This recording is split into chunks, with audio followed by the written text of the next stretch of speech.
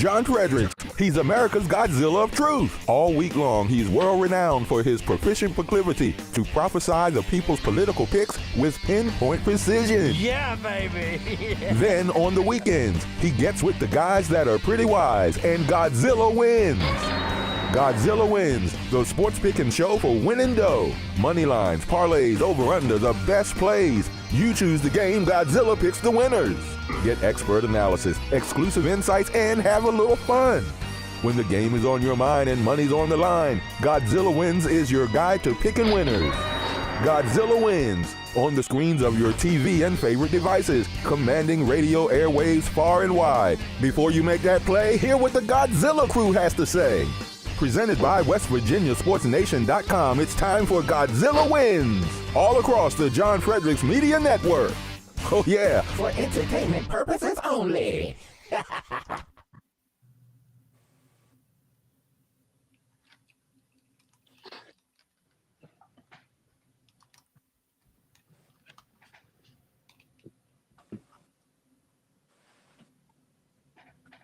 All John, right. how's it going?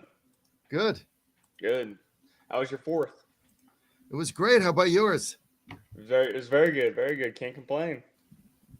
Not to get into politics, but the one big beautiful bill passed, so that made everything great for us. It's all good. All right. Well, we are Hey, live on this Vince.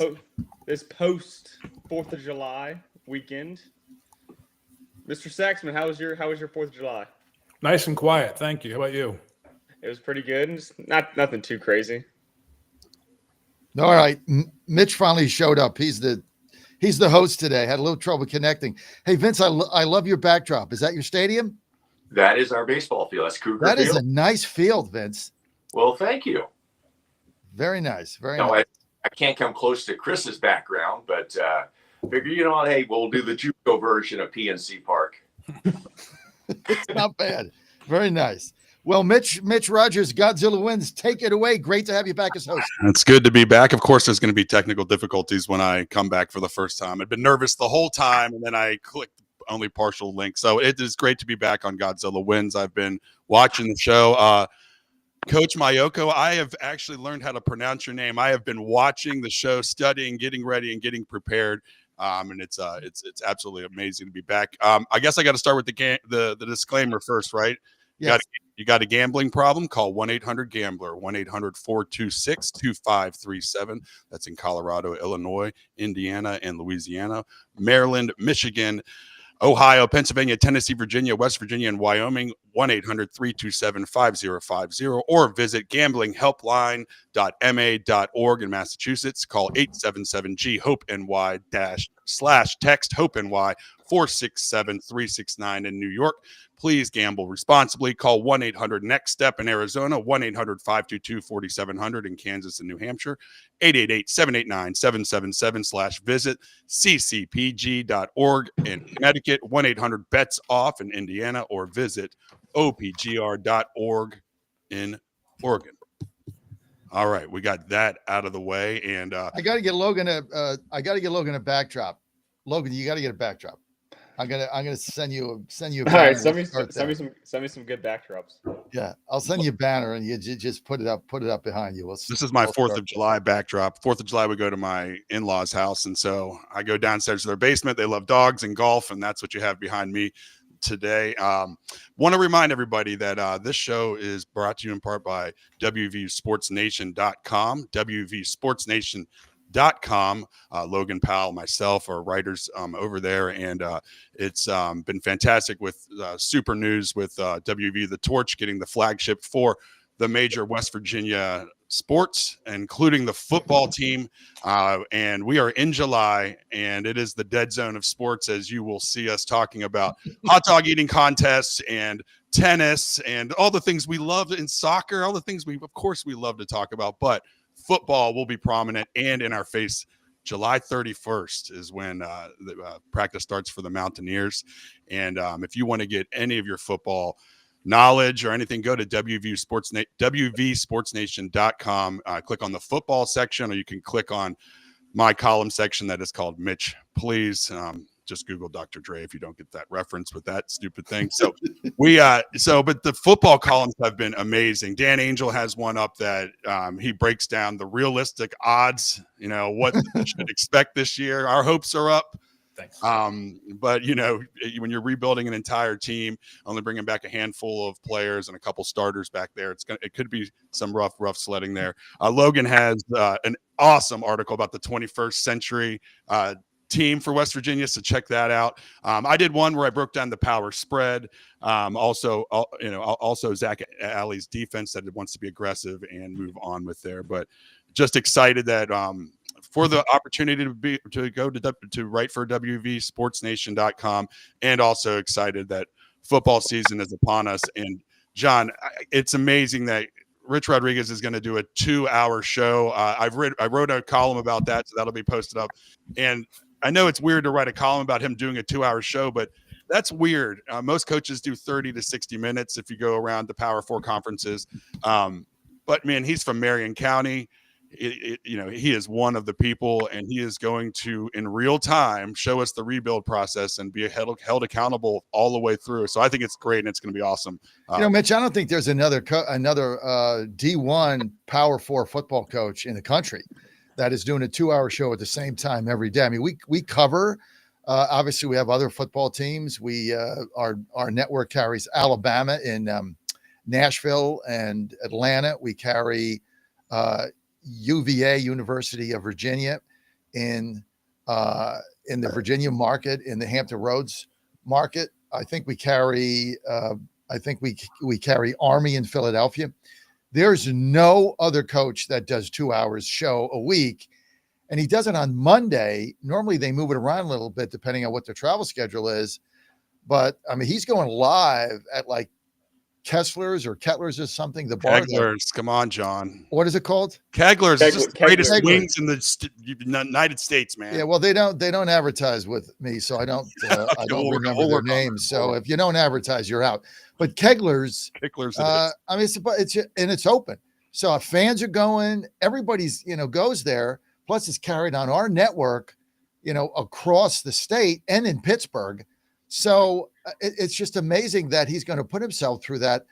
But it's not arrogance and it's not hubris. It's confidence and it's accountability. And that's why this guy brings a uniqueness to West Virginia. There's a greatest hire that the AD that Ren Baker could have made. I mean, he's bringing excitement, and he's okay to be accountable for 2 hours on a Monday, every Monday, 6 to 8 p.m.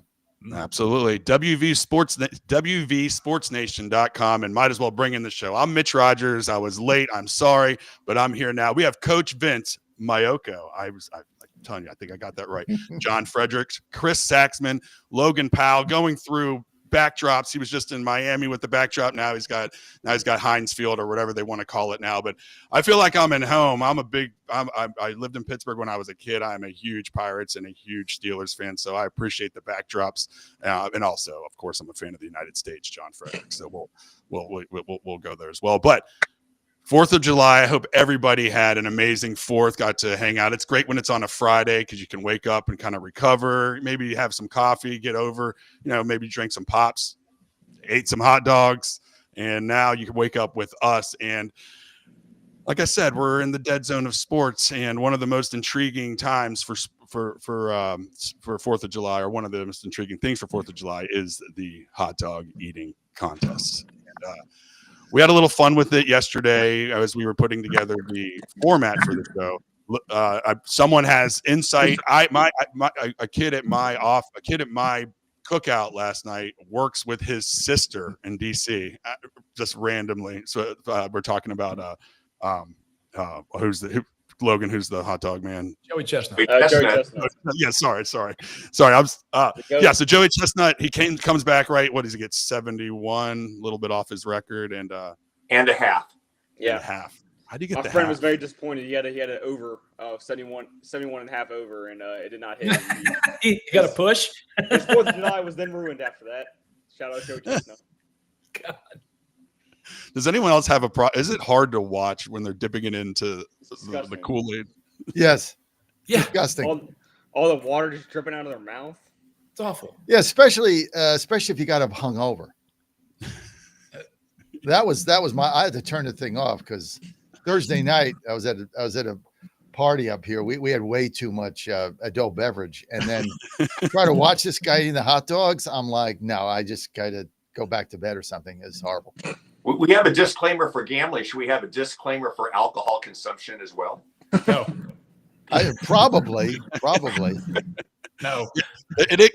Even though the 4th of July being on Friday is a great thing, John, I did the same thing. Thursday night, we went to a fireworks show in a country club, and yeah, I did the same thing. Woke up yesterday, pool, kind of the same thing, and now I'm 3 coffees in and hosting a show, and I'm late to it. So maybe we need a disclaimer for gambling and alcohol for both of them. But or just your set your clock earlier. But yeah, I wish July 4th was always on a Friday.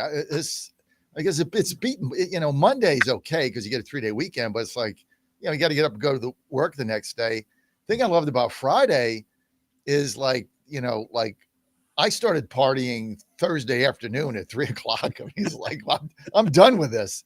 So it was a lot of fun, and I love it here. Hey, quick announcement.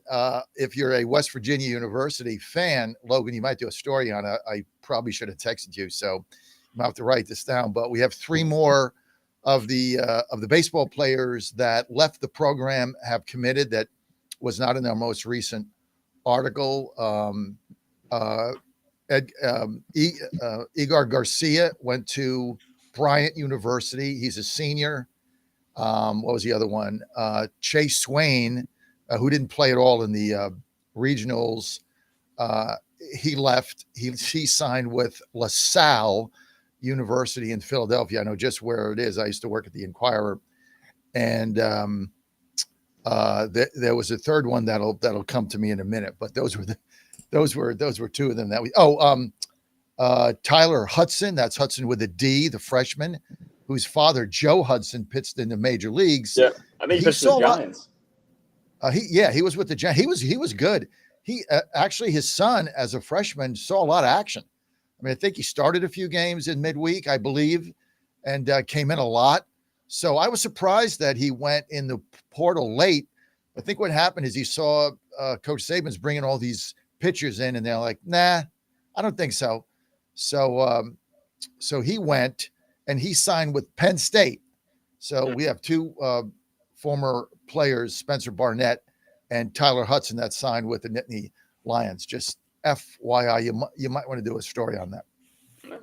And that's college. That is the new era of college sports for you, right? Transfer portals and nil, and I don't know if there's much transfer portals in the hot dog eating contest. How long can you? When I was a kid, was it Kobayashi? Wasn't he the first one? And then Joey Chestnut takes him over.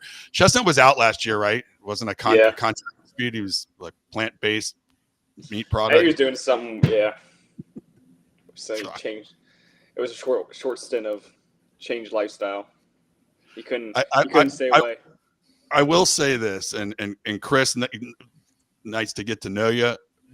This has sparked some debate because there are actually people, honest people, being sincere, that call him one of the greatest athletes of all time. We'll let the panel discuss this. Chris, is hot dog eating or a competitive eater an athlete? No. Gluttony is not a sport. Okay. If we're gonna judge seven deadly sins as being an athletic endeavor, Wilt Chamberlain is the GOAT. Okay. And we all know why, because not only did he play basketball, but he played the field. Okay. This is not something you want your children to aspire to. It's a one-off. Let it be. Let the man just eat his hot dogs and be done with it. But who gives a damn? I can't believe you brought up the Wilt Chamberlain thing. I mean, come on, man. This is family radio, dude. Come on. I didn't say anything. Anything. We all know it is. There's older guys. We all know, what it is. But we didn't say it. Well, it's a family show. I didn't say it. Anyway, Joe, to call Joey Chestnut, and they're laughing, by the way, John. So just I know they're laughing, but Joey Chestnut and that, like the guy eats hot dogs. I mean, it's disgusting. I'm not interested. We got a lot more going on here than Joey Chestnut. Into this, and my brother, John, you're familiar with this. My brother's been a beat writer for the San Francisco 49ers for nearly 30 years. I mean, he works. He's now called the 49er Insider for NBC Sports Bay Area. And he actually did an interview of Joey Chestnut 4 or 5 years ago. And it's amazing how much training, quote unquote training, there is when it goes into a competitive event like the Nathan's Hot Dog Eating Contest. For a 2-week period prior to the event, all he does is drink milk and large volumes of milk. And that's one of his main training processes when it comes to these eating contests, and specifically the one we witnessed yesterday, the Nathan's Hot Dog Eating Contest in Coney Island. So there you have it, a little inside scoop for Chris there. If he wants to become a competitive eater in the future, he knows now that hey, you go for a 2-week binge on milk. I'll pass on that one. I had hot dogs 3 days in a row in Detroit about 2 weeks ago, and I've still yet to recover. So. Hey, John, if you were a competitive eater, what food would you pick? What food could you eat the most of? Vodka. Yeah. I was at somebody's house the other night. They actually tried to serve me Tito's. I'm like, Tito's is not vodka. I don't even know what it is. It's made out of a potato. It's not vodka.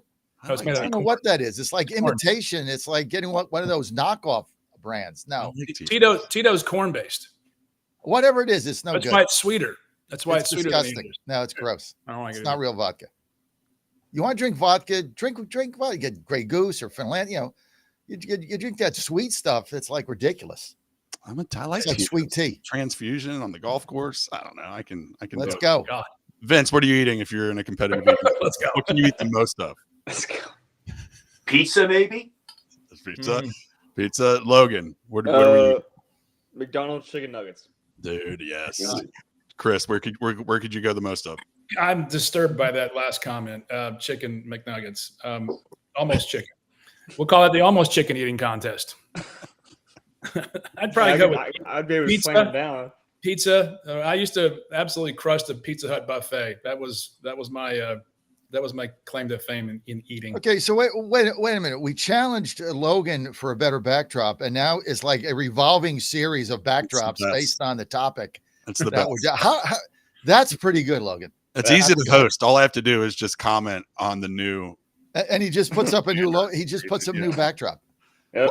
At our party yesterday, the consensus winner was Taco Bell Family Pack tacos. That was low-key my second guess. Is tacos. Crazy.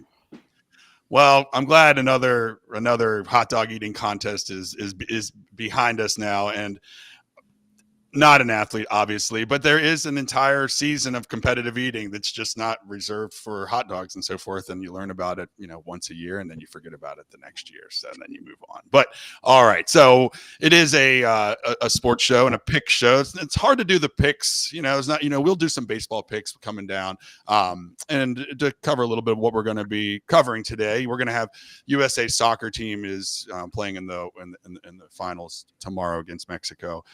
Wimbledon is in full force right now, and I'm a fan of Wimbledon. I joke about it being the dead zone in sports, but I like July. I like getting into the baseball races, and I know John's probably pretty excited about his Astros, especially after last night. 18-1, baby. Yeah. No, I know. But with Wimbledon, we've had some upsets. We're in the Sweet 16. We're in the Sweet 16. We're getting into the quarterfinals in the 16. But anyone can take it away. Who's the biggest Wimbledon fan out here? Vince, what are your thoughts on Wimbledon right now? And well, when I saw the script for today, I turned to my wife, who's a high school tennis coach and loves tennis. So I got some of her insight. Obviously, probably so far the biggest disappointment, Coco Gauff going out in the first round in the ladies' side of things, and but I got a chance yesterday to see Arina Sabalenka, and she is on a total. I think you can probably phone this one in. She's without question the best women's player on the face of the planet right now. So she's a heck of a player, no question about it. And her side of the bracket is just completely blown up too. So I think the highest remaining seed in her side of the bracket is, I believe, a 13 or 14 seed. So, I mean, for her to not make it to the finals, it would have to be a serious upset. Yeah, because you also had Jessica Pegula lose. Yeah, you're right. There's been upsets left and right. And with Coco Gauff, I kind of scoffed at first when I saw her do the mental. It was a mental thing. But coming off of the French Open, it's really hard to come from clay onto grass. Now, most winners will get past the first or second rounds, but eventually getting to the finals and winning is actually one of the most difficult things to do. So you can see why there's those upsets. But you're right. Absolutely, the women's side is going to be just. The thing is too, Mitch, is I don't think if people really realize the difference between clay and grass.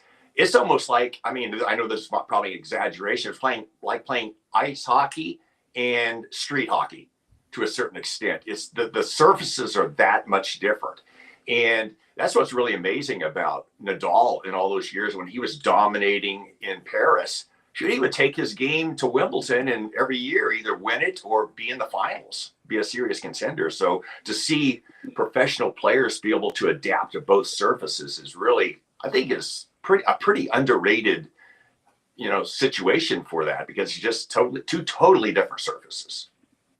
Absolutely. Chris, have you been watching the men? I know we have Carlos Alcaraz. He's moving on, and then we also have Ben Shelton, who's moving on, who was obviously upset about his the delay on Thursday because they were asking for it for the whole time. And then right before the final set, they just paused the match on him. Yeah, just watching the highlights right now. I actually have it on the screen, but in front of me here, because it's early morning over here, but in London it's midday, so it's great to watch on the weekends and get up for the final week of Wimbledon, which will culminate next weekend rather. But Coco Gauff going out, not surprising because she just won the French Open, to come in and keep that intensity up, difficult, especially on different courts. Still a young tennis player. Always like to see the Russians go out early in these contests. So that was good to see Medvedev get out. But love watching Sabalenka. She absolutely pounds the tennis ball. I mean, she's up there with the men as far as how hard she hits the ball on her ground strokes. So I think she's on a mission because she lost in Paris, and I think she's going to be the favorite going forward here. Obviously, the men, what a great lineup they still have with Alcaraz and the rest. So it's going to be exciting next weekend. Was Jack Draper going down, a pretty big upset considering he's from Britain, right? So, but that's always great when the Brits have someone competing, like Andy Murray, right? Just being in the final rounds. That just gets the crowd so much more into the sport there, and I think that's good for the game. I think so too. I think Cameron Norrie's still in there. Sonia Cartel still hanging around for the Brits to do that. And Logan, you're putting up the backdrops. One. Does he have a chance? My goat. Does he have a chance? What are you thinking? Yeah, I mean, I think he does. I think he has a chance. He's my pick to win the men's side. I mean, Alcaraz, he's playing out of his world recently. He's the best player in the world, but I think Novak on grass, you can't count him out. He's one of the best players on grass. He's probably the best tennis player of all time. So you can't count him out. And on the women's side, there's been equal amount of upsets, but unlike the men's side, there's been a crazy amount of upsets, which is pretty uncommon to see, especially at Wilmington. There's been up-teen amount of upsets, especially in the first couple rounds. But on the women's side, one thing that really didn't really shock me, but just kind of remained a consistent storyline is Naomi Osaka losing early and then kind of showing her frustrations and, sadness to the media. So it's just like, it's something that has plagued her entire career, and she's a really good player. She's a really good young tennis player, but her mental health is just spiraled her career, and kind of similar to Coco Gauff in a way. With Gauff, she really is an emotional player on the tennis court, so that kind of can affect her, and she's struggled in Wilmington in her career. She has had a couple early bounce outs, and after winning the French Open, she was bound to kind of have a letdown because she just does not compete very well on grass normally, and so she's going to have to figure out how to work that as her career goes on, because she is definitely people forget she's like 21 years old. I mean, yeah, I think she's been playing since 16 years old. I think she's been playing professionally. So I mean, she's been in the round for a while now, but she's still really young, so she's got time. But yeah, I mean, the men's side is packed with really good stars, and then the unknown names that not many people know that got upset earlier in the rounds. So it'll lead for an exciting finish, especially on the men's side. Logan, you bring up an interesting point, especially in tennis. I mean, these kids have been competitive since 10, 11, 12 and extremely competitive. And when they get to 20, 21 years old and they're battling these mental health issues, and back in the day, you weren't allowed to talk about your mental health issues. You just sucked up and played it. And now in social media and the access to these athletes, they kind of, someone will wear their heart on their sleeves. And sometimes it backfires because, old school people like us, you hear that, like, you just suck it up and go. Like, John, when you hear these kids and they bring up their mental health issues and so forth, are you of the old school, like, just don't bring it up and just deal with it? Or because they do face so much scrutiny, or at least half the people give them scrutiny when they go that route and talk about their mental health issues? Well, listen, I mean, mental health has been a huge issue now in athletics for a long time. And a lot of people have talked out about it. And I think, keeping it in, people have problems. A lot of these kids under a lot of pressure. I mean, to be a professional athlete, it's a tremendous amount of pressure. Not everybody handles it the right way. Not everybody's home life is the same. Not everybody has the same parental backing system, infrastructure. I mean, we've talked about this even with players that we know, those that don't have an infrastructure trying to get to the next level at home have a much more difficult path. But I think talking about mental health issues, during my time growing up, I mean, if you talked about that, there was something wrong with you, you were not manly or something. And now it's quite the opposite. I mean, if you have these issues, best to talk about them and get them out there and try to get the help that you can in order to overcome it. But it's real. It's very real. And I think one of the things that's precipitated it more recently is the advent of social media and the smartphone. Exactly. These kids grow up with an exceptional amount of commentary, positive and negative, and I'm just guessing here, but most of these kids probably have, their own separate accounts, their own separate methods of making money. So the pressure to be a public figure is also part of the revenue stream if you monetize your social media account. So, and then you read the comments can be just awful, as we all know. And I think that's precipitated a lot of mental health, not just in the athletes, in our young people these days. Yeah, and I for one, and it's and you have to bring it up, and you're right, you're going to face scrutiny either way. And the social media is just, I can imagine being an athlete. I can even imagine being in college with social media. We didn't have that when I was there, but I could not even fathom having millions of people commenting, and just seeing a few negatives could just wipe you out, especially if you're young and dealing with all that pressure. But so what are we forecasting? What are our predictions here? Winners for Wimbledon? Vince, who do you think is going to win? I know on the women's side where you're going to go, but women's side, I've already addressed that. I think it's a collision course, Sinner and Alcaraz.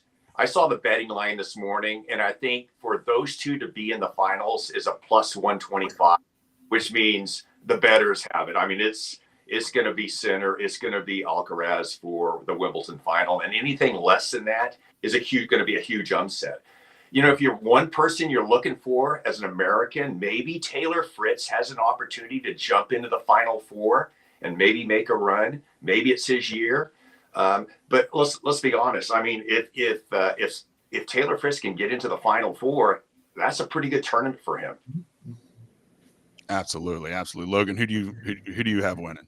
For women, I got Sabalenka too. It's just picture perfect for her journey to the championship and to win it, especially now with how everything else has turned out. And then on the men's side, I gotta go with the Joker. I mean, he's my number one favorite tennis player to watch. When I first started watching tennis, it was him, so I was gonna go with him. But Sinner, he's playing really good too. So if put bias aside, I'd probably go with Sinner, just because he's playing really good tennis right now.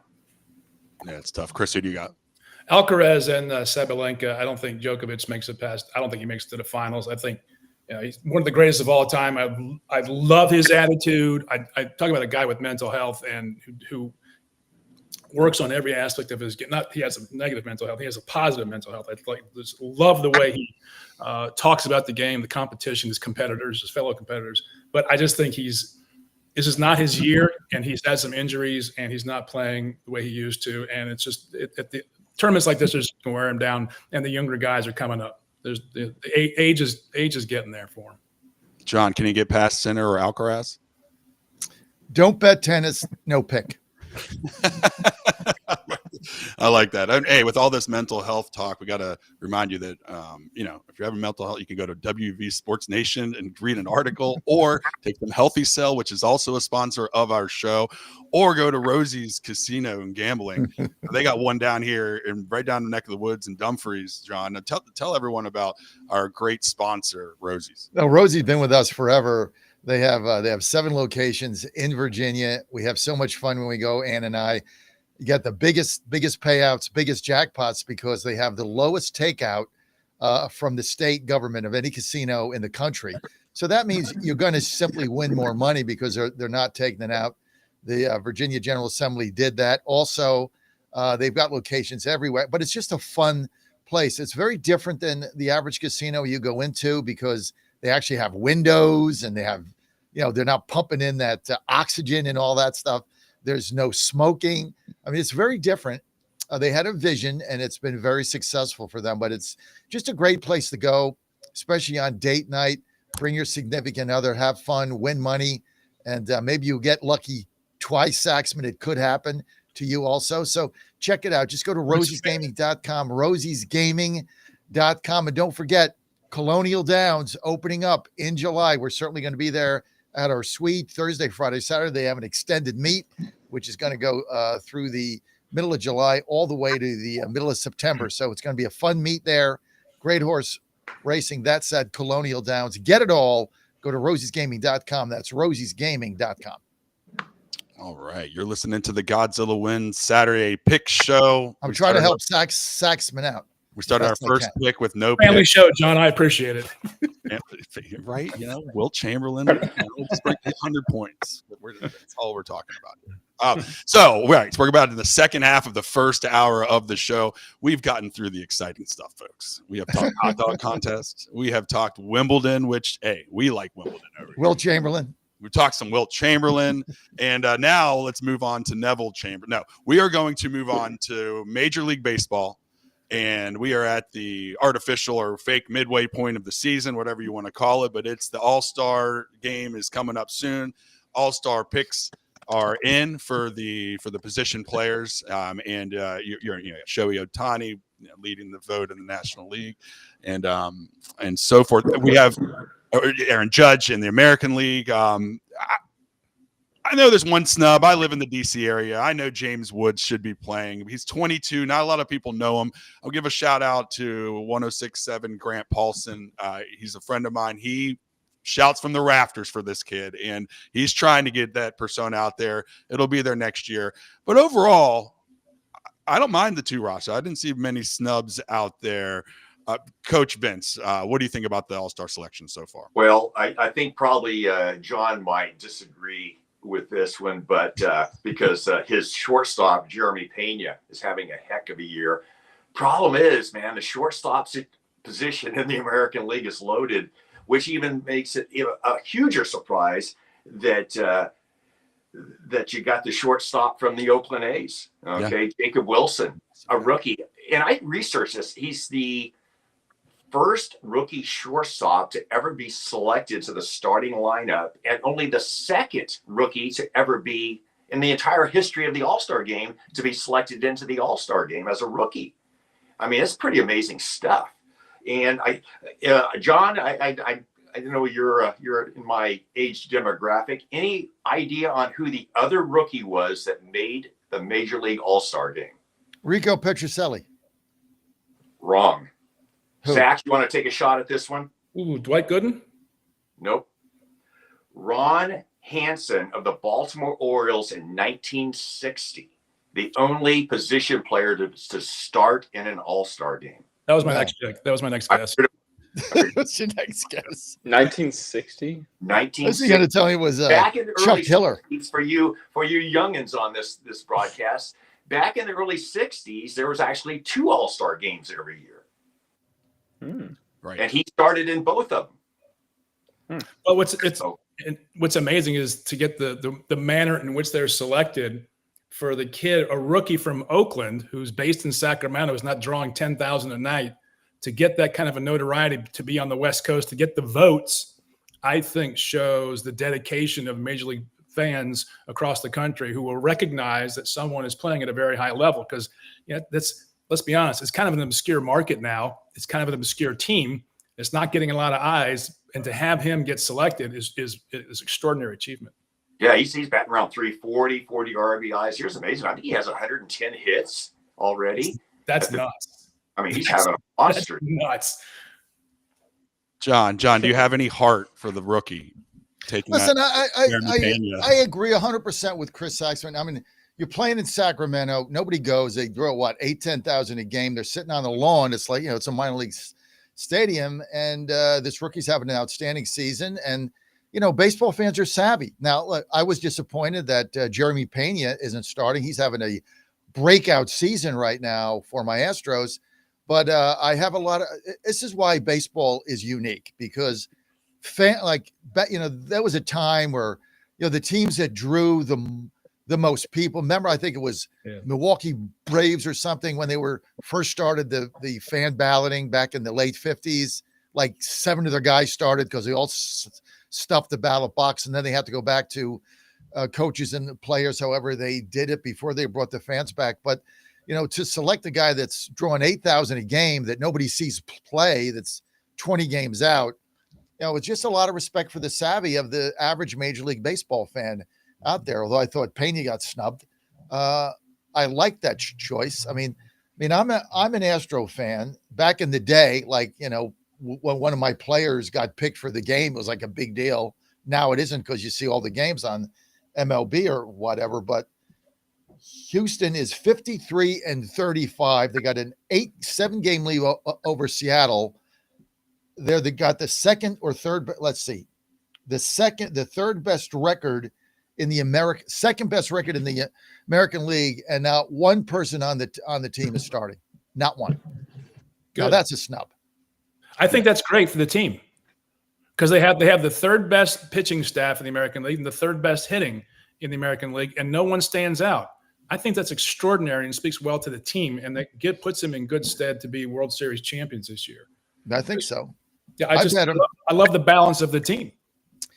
We bet him at 10-1, and my son, my little guy Joe, made fun of mom and I, but we're looking pretty good right now. That 10-1's that doesn't look bad when you got the second best record in the major leagues. Good. You're looking good. Hey, you're looking good at 10-1. Logan, Bobby Witt Jr. too at shortstop. I mean, the American League is just stacked and packed at that position. So I mean, I don't think they got anything wrong, but they could go another direction. You also got Gunnar Henderson. I mean, the Orioles are having a bad year, but Gunnar Henderson, he's a stud.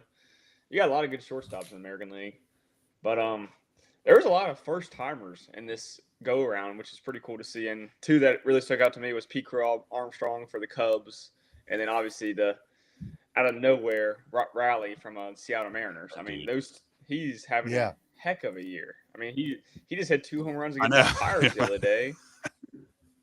That was – just ruined the momentum. We were on our way. We just needed 15 more games to get to 500. We were getting there. We were so close, and now our momentum has been warped. The 6-hour flight probably cut it off more than Cal Raleigh did, but yeah. But I really like Pete Crow Armstrong, even though I'm a Pirates fan. He's a heck of a player, and he's one of the young stars of the league. So it was cool to see him get a starting nod. But overall, I thought both rosters were pretty well done. I mean, you kind of saw the regular guys, Shohei Ohtani, Freddie Freeman, and then you saw some new guys. So overall, it was pretty good, and I'll be excited to see what Pirates get selected. Probably just I normally don't get excited about an All-Star game, right? I just don't, especially when they change the rules. And one year they had Canseco come in to pitch or something. I don't know. It was just stupid. And but this game I'm going to watch, because you got some new young players. I think it's going to be fun. You got some really great pitchers in it, and I think this All-Star game. Look, Major League Baseball, the attendance is setting records again. For all the issues it's got, it's setting attendance records and viewership records again. And maybe I got to take a mea culpa here. I don't like the pitch clock. I don't like it. I think it's artificial. I hate it. It causes injuries when people are not accustomed to it. You can't like step off the mound, take your. So I hate it for the game, but it's tough to argue that it hasn't helped get more fans because it is faster. No question about it. I love that you're still mad about the All-Star game 30 years ago with Jose Canseco, and they've gone through like 40 different All-Star changes.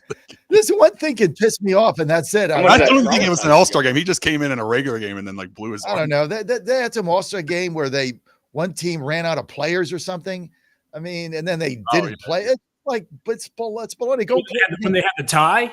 Yeah, it was like ridiculous. I mean, when I grew up, the All-Star game was like a big deal. I mean, you watched it, you hung on every pitch, you saw those star players. You went to the ballpark to fill out the score, to fill out the voting. Like that was the thing to go to the game was to get the vote card. Dude, I went to the 1971 All-Star game.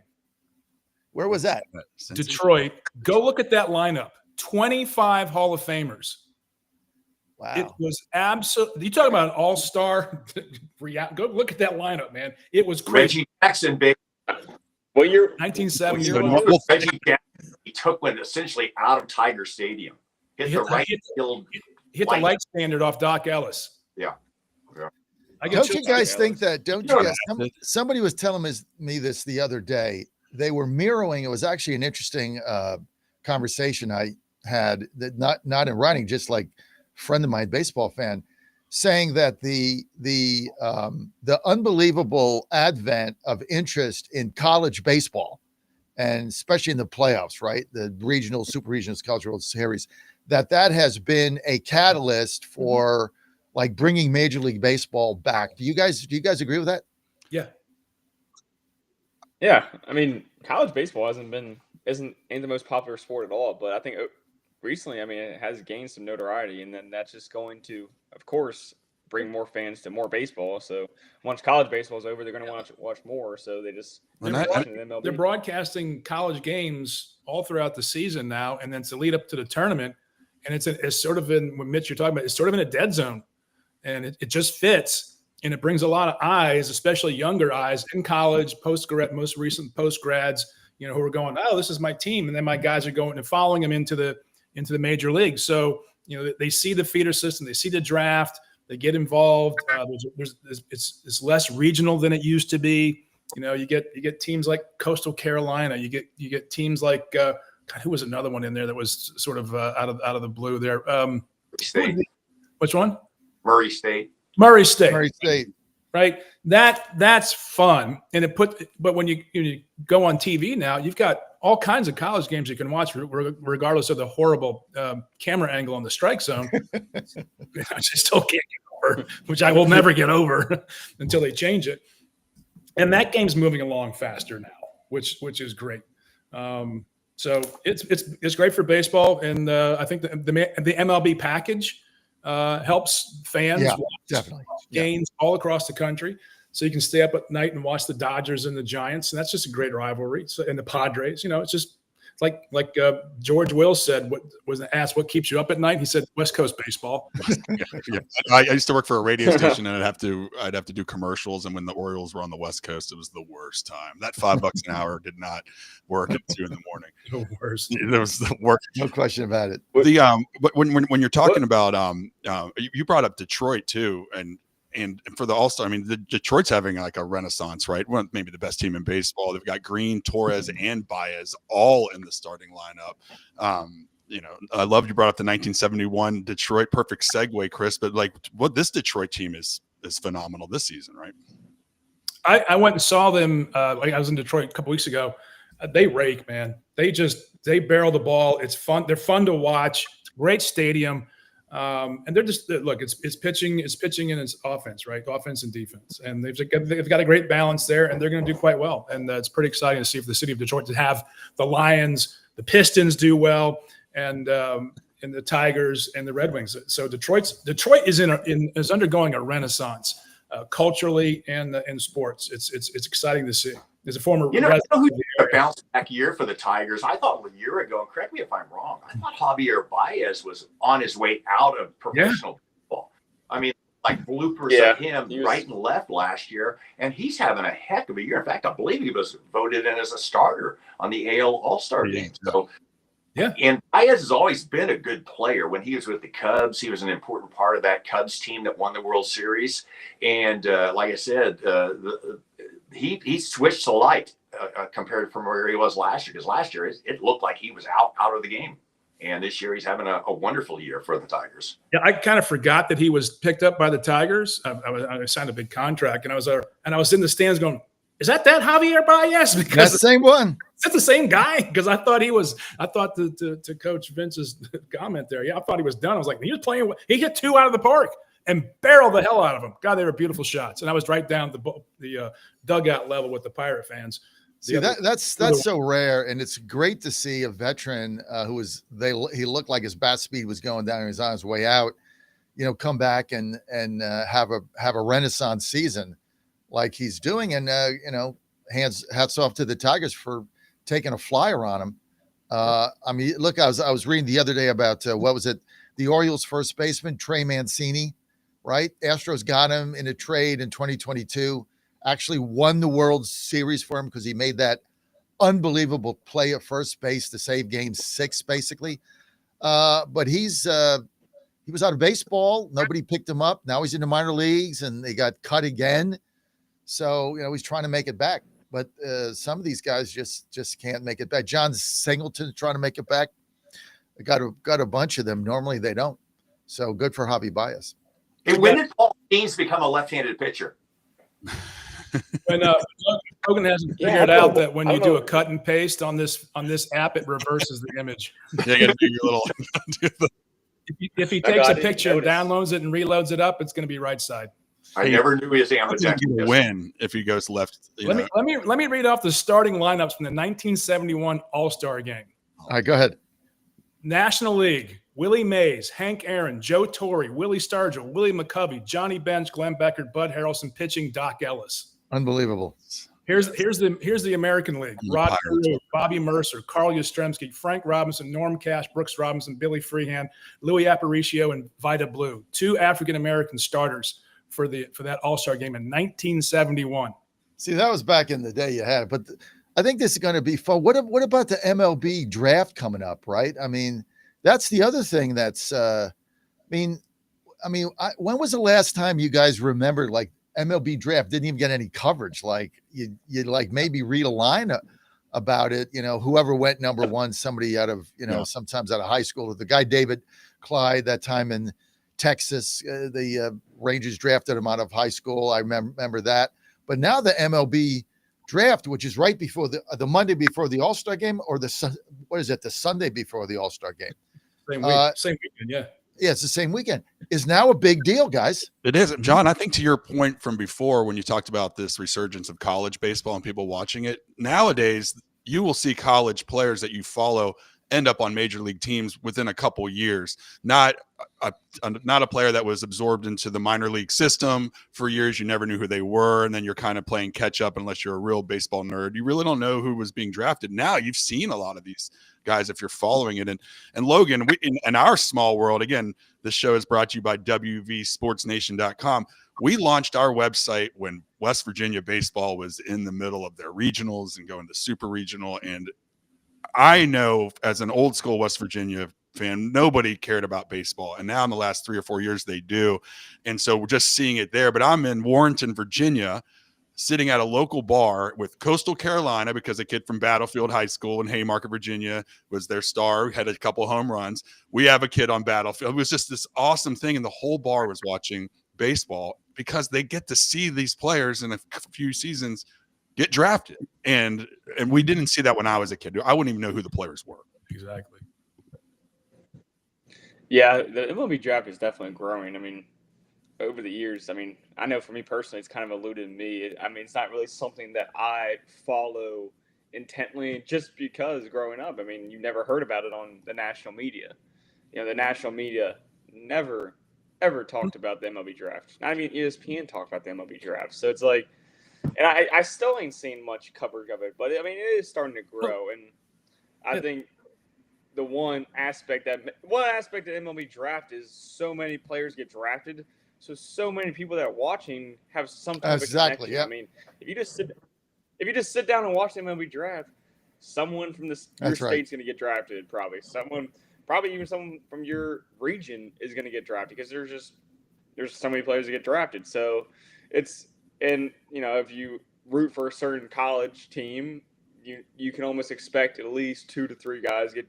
If you're on a competent good school, you can expect at least 2 to 4 of your players get drafted. So I think no matter who you are, you can find some sort of connection. Sure. Well, up or down. And the other thing is, Vince, and they cut the draft rounds in half. Mm-hmm. They cut it from 40 to 20. So now getting drafted you get 50% of the kids getting drafted that were 50% when they cut the minor league stadiums down, and they cut it down to 20. But now I got a lot of kids that sign, what is it called, events like undrafted free agent or something, where they don't go in the draft, but they sign with the team anyway. I mean, that's a growing thing now as well. Yeah. The thing is too, is you brought up a good point, the drop from 40 to 20 rounds. And I think it's put more of an emphasis where teams have to really cross their T's and dot their I's, because you can't make a mistake now with your second or third or even your 19th or 20th round draft pick, because there's fewer draft picks. So I think it's going to force major league teams to draft more college players as opposed to taking a chance on a high school kid. Because when you're dealing with a 21-year-old, a college kid, as opposed to an 18-year-old right out of high school, there's some risk that goes with that, drafting that 18-year-old high school kid. And to really kind of segue from what you were talking about earlier, Mitch, about how college baseball, all of a sudden you're seeing this fast track of college players make it to the major leagues. I don't know if you guys remember this. Back in 2014, a kid by the name of Brandon Finnegan, a left-handed pitcher for TCU, pitched in the College World Series. 4 months later, he's pitching in the Major League World Series for the Kansas City Royals. So that kind of tells you that it can happen, and it can happen real quick for a kid to get drafted and to make it onto a major league roster.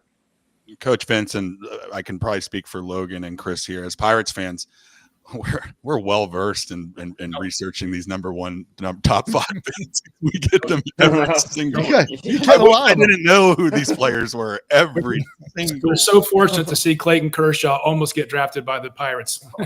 Beautiful, right? We took Brad Lincoln instead. That was great. Hey, at least Connor Griffin's the number 2 prospect. Right. So we got him. He won't play. I think the eyes of sports fans are growing towards baseball largely. Well, one of the reasons, not largely, but one of the reasons is the size of the contract some of these guys are signing. Soto, Vlad Guerrero Jr. I mean, these contracts are absolutely massive. Shohei Ohtani. The markets around these kids is going to change. Also, the labor, the talent pool that is going to start playing baseball or continue to play baseball, whereas before they would not.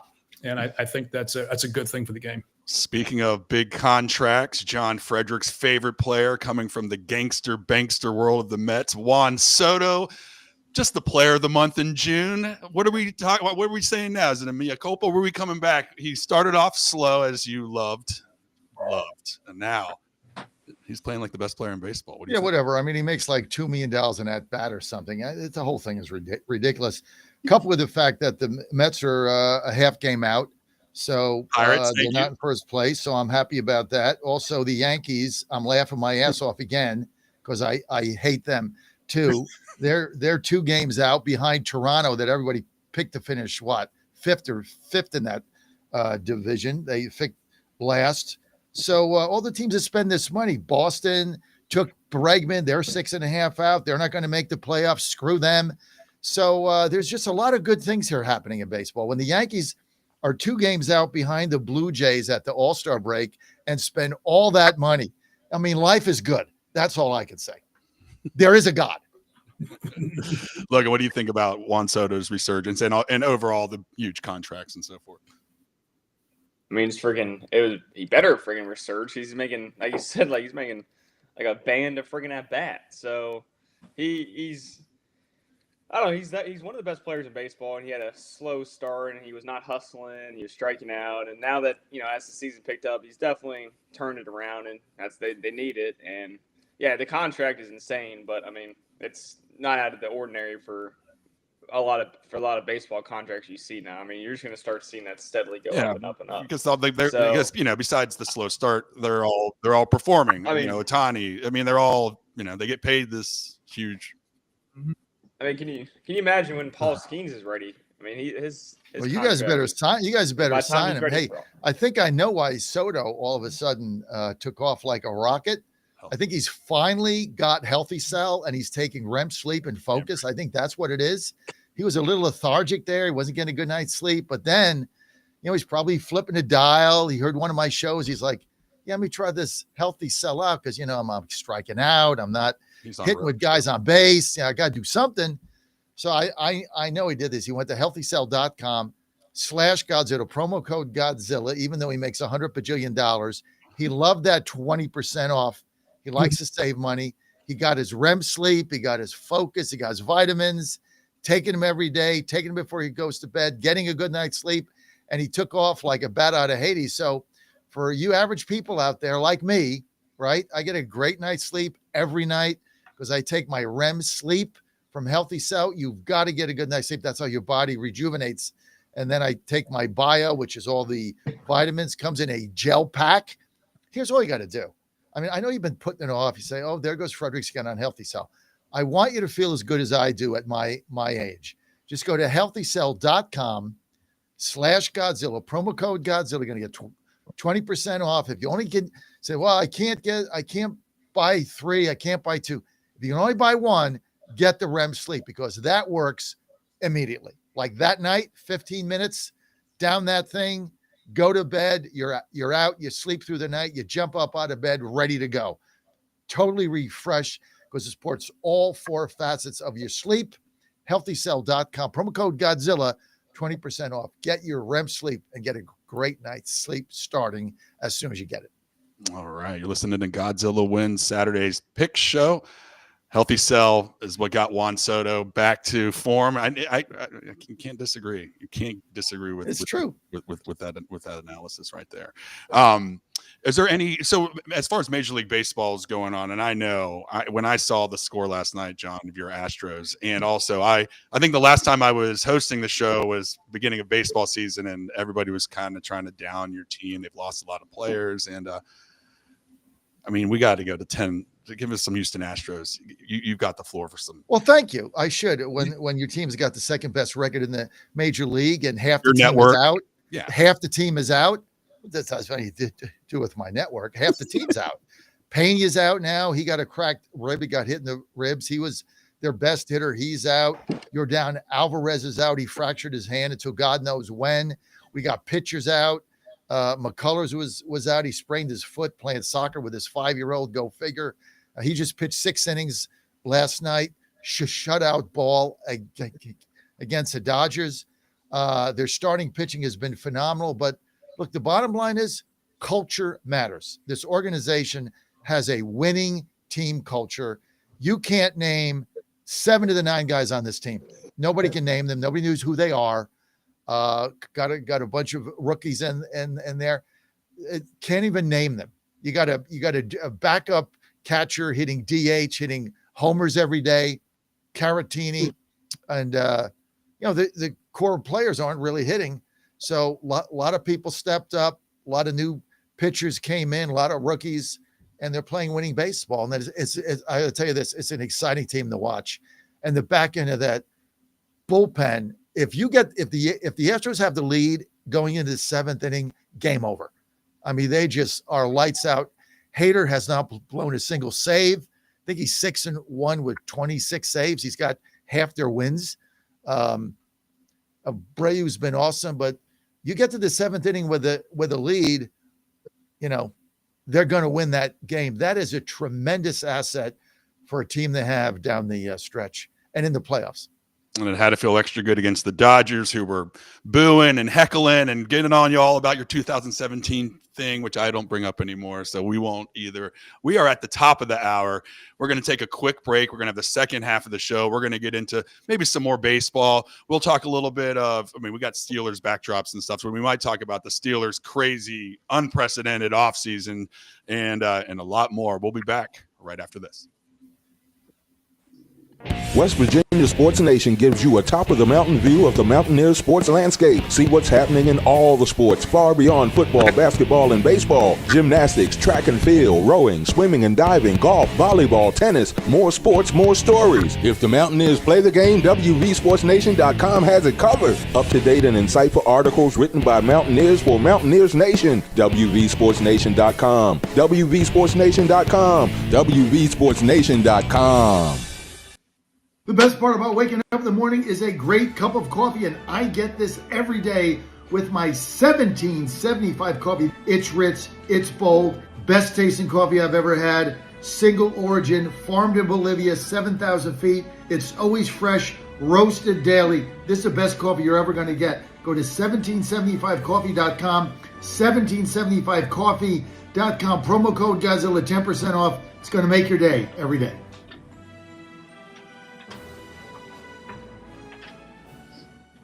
I'm Dr. Kirk Elliott, founder of Kirk Elliott Precious Metals. After more than a decade in this industry, I knew there was a better way. And it's an exciting time to invest in gold and silver with the most significant bull market I've ever seen. But please, don't overpay for your stuff. At KEPM, we focus on bullion only and no commission when you sell. We'd love to connect with you, so call our office at 720-605-3900 or go to kepm.com/Godzilla. You woke up with a sore throat and a low-grade fever. You know you are getting sick, so here's your choices. You can get sicker and miss work, try to see a doctor this week, or sit hours in a crowded waiting room at urgent care. I have a smarter option for you. Open your medical emergency kit. Match your symptoms to doctor-recommended prescription in your booklet and take the right meds now and get well faster. This is not a first aid kit. It's like having an urgent care in your home. It includes doctor-prescribed medications to treat over 39 medical issues like respiratory infections, strep throat, pneumonia, UTIs, and more. No waiting to see the doctor and no standing in line at the pharmacy. It's right here. Every home should have at least one medical emergency kit, and here's how to order. Order online fast and save $45. Your kit with prescriptions to treat common and life-saving illnesses is rushed to your door. Visit twc.health/Godzilla. Promo code Godzilla. That's twc.health/Godzilla. Promo code Godzilla. Did you know that somebody could literally steal your house? Yeah, that is a thing that happens. It is when a criminal forges your signature on one document, uses one fake notary stamp, and then spends about $30, $40 with the county recorder. They then take out loans using your home equity as collateral. And the worst part of it is, you don't even know it's happening until you start getting collections and foreclosure notices. Most people don't check on their home title because why would you feel like you needed to? But this right here is why you need to use Home Title Lock. They have $1 million triple lock protection that helps keep your home and equity safe. It includes 24/7 monitoring with protection immediately, urgent alerts in case there's any changes in your title. Then if fraud does happen, they have a US-based restoration team that will spend up to $1 million to fix the fraud and restore your title. Find out if you're already a victim. Go to HomeTitleLock.com now. John Fredericks, he's America's Godzilla of Truth. All week long, he's world-renowned for his proficient proclivity to prophesy the people's political picks with pinpoint precision. Yeah, baby! Then, on the weekends, he gets with the guys that are pretty wise, and Godzilla wins.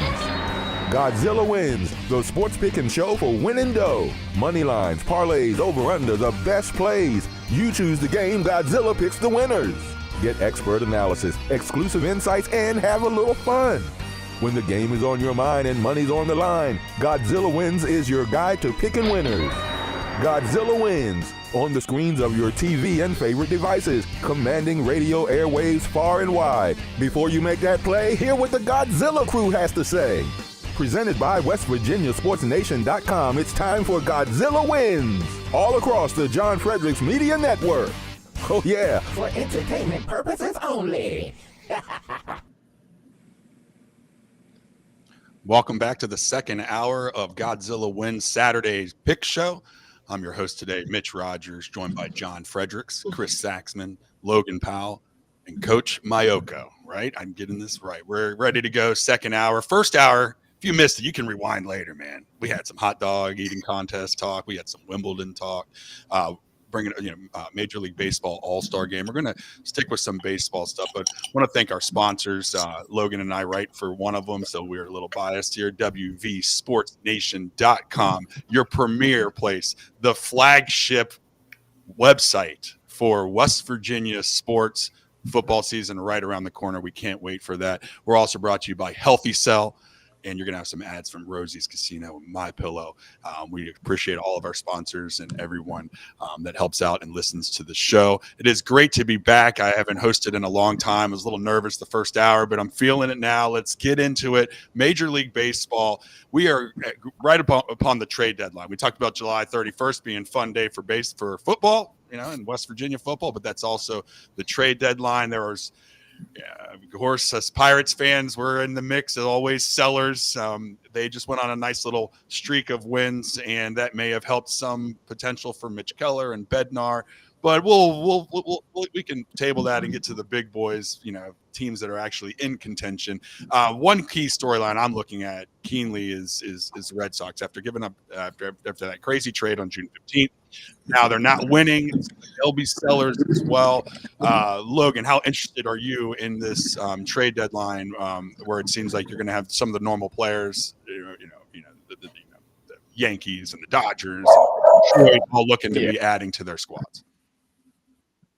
Yeah, I mean, you have the normal contenders, like you said, the Yankees, and you also got the Mets and Dodgers, but, I mean, the Tigers, too. I mean, we were just talking about the Tigers, how dominant they are being right now, but, I mean, if they can add another piece to their bullpen or, another hitter, I mean, I think they could elevate them to potentially fighting for that World Series. And then your Astros, John, I'm sure you're going to talk all about it, but, I mean, they could use another bat or two. So, and then in terms of the sellers side, I mean, obviously our Pirates, they're going to be sellers, but it'll just be interesting to see who gets sold. I mean, I feel like that's one of the biggest things to watch is when you have a team that's a seller, who are they selling? Who are they shipping off? I mean, because for the Pirates, I mean, you have a list of guys. I mean, Brian Reynolds, Bednar, Mitch Keller. I mean, every team has a list that they're going to sell, but in that, there's a pecking order. Okay, I don't want to see this guy go. For the Pirates, it's Brian Reynolds. Every team has certain guys that they're okay shipping off for the right deal. So it becomes a battle between GMs, and I think in baseball you can really see more than anything who's a good GM, who's a bad GM, because once you get involved with the prospects and then all those different things, I mean, if you're selling a big-time player like Brian Reynolds, for example, for the Pirates, you better get some really good MLB-ready prospects in that trade, because you can't trade a big-time player in the MLB and not get quality prospects in return. So I think in baseball, especially in the trade market, it really highlights who is a good GM. Who's not a good I GM. agree. And Chris, I know I said I'd table the Pirates stuff, but this was a good segue into that. The Pirates, obviously they have a generational pitcher in Paul Skeens. They need some bats for sure. And so it seemed to me that Mitch Keller, but he could be a stable piece. We need pitching as well, but Mitch Keller would seem like the person that they could get rid of and get some quality bats to set this team up for the future. You don't want to give up your arms. As much as people say the Pirates are going to start trading, and I bet that they will. Bednar, Santana would be good out of the bullpen to go somewhere. It's to Logan's point about what bats do you get in return, because some of the teams just flashing red signals, the help that they need, and the Giants need bats more than the Pirates do. The Giants' batting average is 231. It's the worst in the National League, and yet they have a winning record. I mean, if they had some more bats, they would be an extraordinary ball club right now. They don't have the balance that Houston does, Detroit has, and they could be a big mover in this trade season. I'd hate to go some starting pitching, but it's probably because they got Bubba Chandler coming up. They got hopefully Connor Griffin coming up next year. They got some pieces to the puzzle, but they got to start moving because the fans are getting ready to burn those people in effigy. It's getting restless over there. Well, one of the issues, guys, is that with this double wild card, this 3 wild card scenario, you try to figure out, well, who's going to be a seller right now? You're at the halfway point. You look at the AL. To get a team 5 games out, you got to go down to Cleveland. And even 5 games out of the wild card is not like, I mean, it's possible. It's just too many teams to jump over. But, if you're Boston, you say, okay, we ought to sell. Well, they're only 2.5 games out of the wild card with nobody ahead of them except Seattle. Same thing with the Angels, right? Which should be a seller. They're only 2.5 back. Right. Texas is only 3. Minnesota, that showed you early in the season, they won 10 straight. They can go on a run, right? They're only 4 games back. Kansas City 4.5. So you really got to get down to Cleveland, Baltimore, Oakland, or Sacramento, and the White Sox, which don't have anything to sell anyway. So that's one of the issues. You don't have the number of sellers that you had in the past. Yeah, I mean, I joke about the Red Sox, but yeah, they're a bubble team for that 3rd wild card for sure. And then you talk about your Astros kind of getting the injury bug right now, right before the trade deadline. That could be a good or bad thing because they don't want to make a desperate move. But you talked about the continuity and the chemistry over on that team with Houston. How big is that factoring in whether or not bringing in another player because you don't want to upset any of that? Well, listen, I think they need a left-handed bat. I mean, Alvarez is going to come back. We just don't know when, probably like August 1st or something, another 2-3 weeks. But they just need a left-handed bat. They don't really have anybody. They have enough starters. I mean, the thing is they've got a couple starters coming back. Arrighetti is coming back. He got hurt in a freak accident on somebody batting practice him with a ball. Garcia is on track now. He's coming back in August. He had Tommy John. He's been out a season and a half. 2 of these starters come back and they round into form with that pen they've got. They really don't need an arm. And what they need is a left-handed bat. The problem is, they've made a lot of these trades at late season and they've given up half their farm system. They have very few players now. So that's really my concern. I mean, you look at the 3 players we gave up for Kikuchi last season, who was 7-0 with us. So, I mean, it turned out great. But then he ends up on the Angels because we don't sign him. So you rented him for half a season and got knocked out in the first round of the playoffs. So that just left a bad taste in my mouth. Yeah. Chris, what do you think? Like the Yankees might need to shore up some of this pitching out there. They could be in that Keller sweepstakes, or go for the Houston Astros pitcher that is going to be in a contract negotiation. Do you think the rich are going to get richer here, like normal? Of course. And the Dodgers don't really need pitching, right? So they're going to go after bats, I would imagine. Well, yeah, and I think as you get closer to the trade deadline, I mean, right now the key is for teams to do their due diligence, to do their analytics and go, okay, what do we need? Where are they? And that's some of the teams in the lower tier. The higher tier teams are going, what are our matchups likely to be in the playoffs? And who do we have to fill in? Who does Bednar really match up well against? Who does that person, when we need him on the other teams, what is his performance against that particular team and that particular lineup? And should we go after him, and how much is that? I think that's the depth of the analysis that's going to be going on as we get to the trade deadline. People are going, look, we're going to make the playoffs. Who do we need against who on the other teams in this league to get to the next level? I think that's the battle inside the game. Makes sense. It does. Logan, do you think we'll see any blockbuster ones, or just kind of mid-tier moves, just solidifying some teams' need? Yeah, I wouldn't expect anything too blockbuster this year. Just a couple not minor, but like a Mitch Keller type of deal. I mean, someone who's a quality starter or good arm out of the bullpen. There's really no high elite bats that are in this trade window, so don't expect any headline breaking news for this. I agree with that.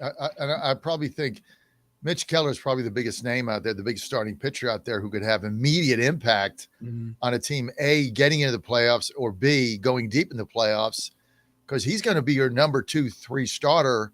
I mean, if somebody ends up with him as their number 4 starter, they have a solid rotation as it is, because he's a number 1 or 2 on almost any other team than Pittsburgh.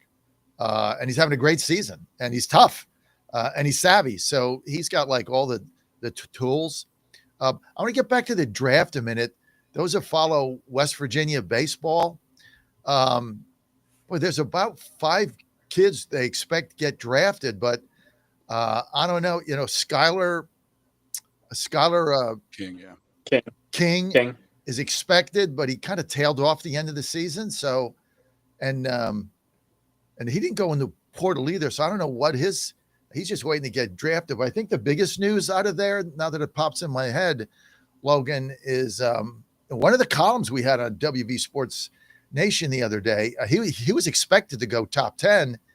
And then I think it was Jake Howard did the research and wrote the column. And now Sabe is thinking he might not get drafted high enough, and he might come back to West Virginia as their catcher as a senior, which would be the second time he's done that. Have you heard anything more on that, Logan? I have not heard much in that ordeal. However, I mean, I wouldn't be shocked if he does that, because it's not like he had a really crazy year last year. I mean, if you're a West Virginia fan, you watch him. He's a really good defender. He's a really good defensive catcher. He's a good leader. I wouldn't see him getting drafted in the top, 8 to 10 rounds. I just don't. And I think if you're not, I think for him, he should come back, because, I mean, he's beloved by the fans. He would have a spot on the team. So I think for his sake, if he's not going to get in that top 10 area, I think he should come back.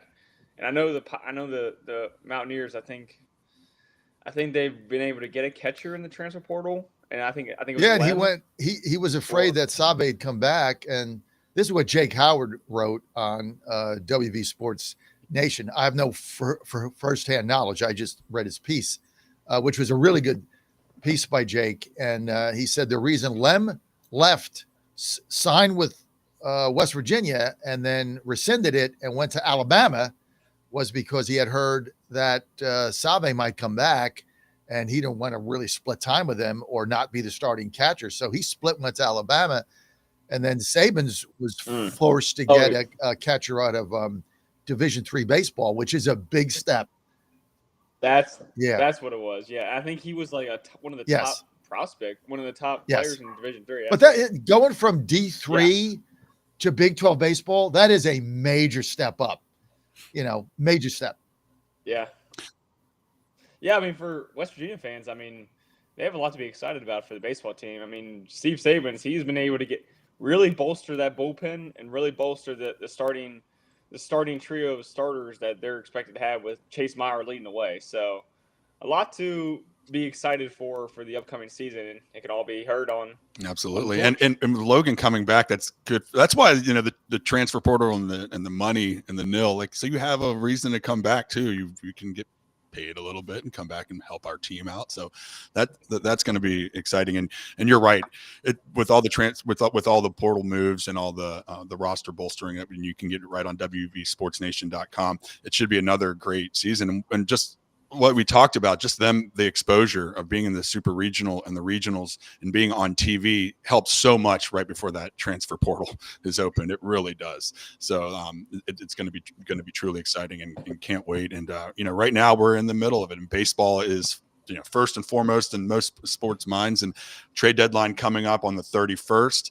And one last point on the Pirates, Chris, if the Keller move doesn't happen, what does that say for the direction? Are the Pirates, he's going to be a key to us winning next year? Well, I hate it coming out. Do they have a real plan? Well, I mean, I think they have a plan. It's obviously very well hidden.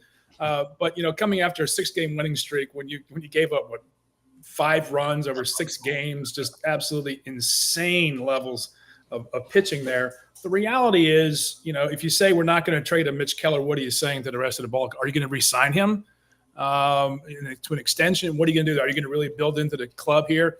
Are you going to rely on the talent coming up, Termarr Johnson, Connor Griffin, those bats that are coming up in the lineup to start filling in? So when Frazier and Reynolds finally move on, unfortunately, the guys are starting to hit. It's just not fair to us right now. This is like that scene in Ted Lasso. It's the hope that kills you, right? Right. We're only 9.5 games out of the wild card now. Stop doing this. It's killing my children, right? But you need something. You need to say to the fans, we're making a move to make our ball club better in the future. We don't have a future this year. We can be more competitive, and we are. We have a great lineup. Got some great young ball players coming up. And I would say one of the things you might not want to do is we're not going to panic. We're not going to give up great ball players just to make a deal to look like we're doing something. So, but you have to project that. You have to sell that. You have to market it. Say, look, we're on the right path, even though we've been rebuilding for 5 years. You finally have to have some pieces in place. I think benching O'Neal Cruz was critical. Yes. To the mental game of that. It was. I wouldn't even call it a benching. It was like 2 innings. It was like a little timeout. It was like a little go sit in the corner. Well, he did it, right? We're talking about it. It worked. It worked. Hey, you're not all that. You've got great talent, but you're not all that because what's between your ears is what's clogging up the team here. Hey, bats 207. All right. Our Pittsburgh radio stations on 107.5 and 98.7, WJFG and WJFA are loving this talk right now. One thing we do know about Mitch Keller after the All-Star break, he sucks every year after the All-Star break. So let's get rid. Let's do it. Let's just do it and get some. Hopefully the suitor doesn't know about his. Yeah. No, it's not as if we haven't suffered. It's not as if we haven't suffered under horrific trades in the past. I mean, when I ever hear Shane Baz's name mentioned at all, we begged for it though. I go bend over a toilet because I'm starting to throw up. Because when that trade was made, my son and I were like, the player to be named later. Okay, as long as it's not Shane Baz. We both said that. As long as it's not Shane Baz, we're okay with the Chris Archer trade. Who was it? Shane Baz. Chris Archer did not. That trade was terrible. Only 2 All-Stars and Shane Baz, future All-Star. God. Is Archer still in the league? Chris Archer? Who cares? Is he still in the United States? Who cares? I don't think. It's not his fault. It's not his fault. Well, are we going to talk about some of the surprise teams? We already talked about mine, but did you guys ever think we'd be sitting here, honestly, a week before the All-Star game, past the halfway point, and Toronto Blue Jays would be in first place in the AL East? Did anybody see this coming? 50-38. I mean, they were supposed to finish last. How is this team in first place? And they got a 2-game lead over the Yankees. They're raking. They hit. And they need pitching. You talk about a place Keller could go, could be Toronto. Yeah, Toronto's got a shot to make a run because they score like 8 runs a game or something. I would just love someone from the Pirates not to go to the Yankees. Can we not just be able to just facilitate that right over? We should have a shuttle from PNC to Yankee Stadium. That'd be a lot easier. The other thing is, I know we talk about this every single week, but once again, a season after, here we are, Tampa Bay's 2 games out. They're ahead in the wild card. If season ended today, they'd make the playoffs again. They have no money. They have no stadium. They're getting sold. Maybe somebody with some money will buy them. They're playing in the Yankees park in Fort Lauderdale, right in the Grapefruit League park. The Grapefruit League park, and they're 2 games out again. And you can't name, like the Astros, you can't name 3 players on that team. I mean, the only guy I knew was Randy Arozarena, and they traded him to San Diego, I think. So, or somebody, Seattle. So they're there. I mean, unbelievable. And I guess that's the major surprise. The other thing is San Diego now 8 games out. Yeah. LA with an 8-game lead. I thought San Diego would be more competitive. And then Arizona, 4 games out of the wild card. They got to sell. I mean, their star players out. Corbett is out. Arizona should sell. You guys agree? Yeah. I think you can expect them to be sellers, and I think for the Blue Jays, you can expect them to be buyers based off how their year's going. And I mean, I think their hitting has been really well, and Vladimir Guerrero is finally having that steady, consistent all-star, borderline like MVP talk year. I mean, he's not at that level, but his career has kind of been plagued with inconsistencies. And now this year he's batting, 270. He's got 12 home runs. So he's been more consistent. That's kind of led them to their success. But yeah, I think overall, I mean, to go back to the Pirates' point, if you're not trading Keller, I mean, you're probably going to trade Santana or Bednar, and those are 2 relievers that any ball club would enjoy. So expect just like any team, expect pitching to be the main moving point. If you had to bet now, Keller's going to go to the Blue Jays. I mean, they need another arm. They got Chris Bassett, but you got a 2-game lead. I mean, you got to make a move and get a starter in there. Got old ass Max Scherzer sitting around injured, just rehabbing his thumb, just ready to come back too. I just feel he's coming back. How many teams are paying him right now? I know, dude. He's like 5 teams. I love him. Who is he on now? Toronto. He's not pitching. Verlander, you see, Verlander's got one win. Verlander's talk about athletic goats. Scherzer, because he's getting paid by 5 teams to do nothing. Right. He's Almost up there with Bobby Bonilla, but yeah, the Giants paid Verlander all that money. I think he's like 1 in 5 or something. I think he's got 1 win. I think he's done. Look, you put Kate Upton in the stands. Place is gonna oversell. There we go. You're listening to the Godzilla Win Saturdays pick show. We just talked about Major League Baseball, the trade deadline, the All-Star game, some snubs out there, and how they're what we're foreseeing for the second half of the season in Major League Baseball. It seems, except for a couple surprises, and I'll be looking for Detroit and Toronto and rooting for them hard because the Pirates are 10 games out. I mean, they're still maybe stop, but now maybe show some love to the Astros. We'll keep this. Just show the love, baby. Show the love. Anybody but the Yankees and the Dodgers, pretty much from this point on for me, and I'm good. All right, so switching topics. We again for those Pittsburgh affiliates out there and West Virginia radio stations out here on WV the Torch radio networks. This segment is for you, and it's not even being a homer. The Pittsburgh Steelers. We got football season coming up next month. They report to camp, so we're very close. And the Pittsburgh Steelers have been making national headlines with their unprecedented offseason, to say the least. You have DK Metcalf, you have Aaron Rodgers, you traded for Jalen Ramsey and got rid of Minka Fitzpatrick. And it's almost like just you got rid of Pickens. Pickens is gone. Problem in the locker room. Look, I'm not a Steelers fan, right? I mean, I'm a Titans fan, but there's 2 quarterbacks I'm intrigued with, but I think the Steelers are going to have an exciting team to see. It's not going to be, 3 yards in a cloud of dust. Yeah. They got Metcalf has got speed. I think Rodgers, I know you guys are dissing him. I think he's going to come in there. I think he's going to have like his Brady Tampa Bay season. He's got receivers. You guys got a line, he'll get some protection. He's 2 years removed from that Achilles injury. We don't know how much that affected him last season. He said it didn't, but he didn't look particularly stable. But just having him under center in the Steelers black and gold. I mean, come on, man.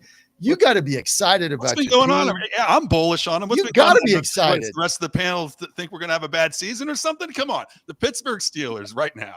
I'm excited. I am excited for it only because having someone, I think the offensive line is going to gel, and having Aaron Rodgers He threw like 64% of the time last year. To bring that down to 50 to 55%, run the ball, and then he can control the offensive flow and let the defense do its work. But what I'm more excited about is they're trying to do this rebuild and win thing. There was a lot of people in the media, especially before Rodgers was signed, that said they would tank and try to get the quarterback, but you don't do that in the NFL. Pittsburgh Steelers absolutely don't do that. And what they have done is they've amassed all these comp picks. So right now, even with the current roster, even if they did the most Mike Tomlin thing in the world and went 9-8 and had that 18th pick, they can still move up based off the draft charts to get into the top 10 based off of the picks they have right now. They have not been sacrificing those. And so they are moving into a situation where they can look for the future quarterback next season. Rodgers is on a 1-year deal. He took less money to be on that deal. So I do think there is a lot of hope for the future and also for this season.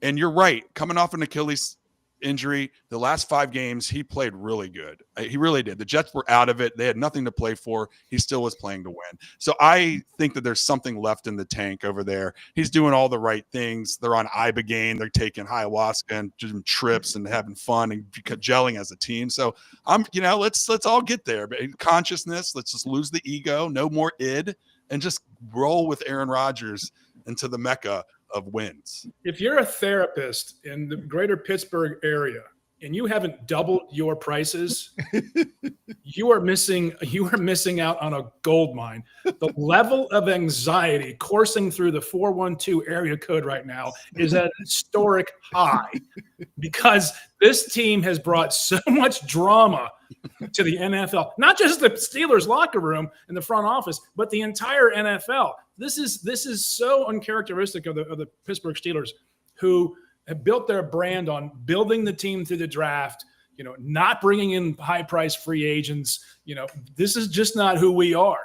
But who we are is we're going to compete to win every single day, unlike the Pittsburgh Pirates. So when you have the Ravens and the Bengals in your division, who are Super Bowl contending teams, you got to do something different. You got to dig deep and find out a way to win. And I credit Omar Khan and Mike Tomlin for trying everything and anything without being chaotic. This is dramatic, but it's not chaotic.